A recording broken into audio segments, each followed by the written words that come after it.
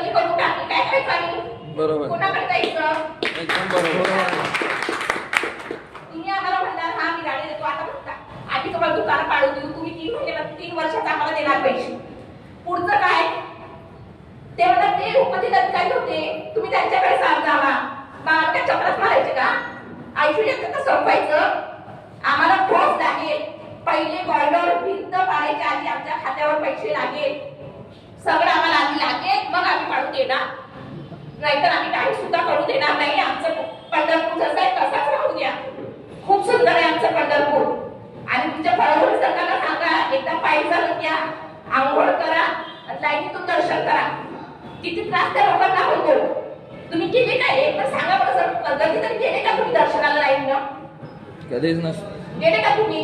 4 तास तुम्ही राहिले का कधी? राहिले का सर तुम्ही? बोला की आम्हाला. नाही राहिले तुम्ही. मी स्वतः जाऊन आली परवाच्या दिवशी, तेव्हा मला बघितलं काय वास पोहोचतात नागपूरचा. कसं लोकांनी 4 तास राहायचं? एवढं खर्च करून जावा की तर तुम्ही विदर्भात त्या मंदिरात.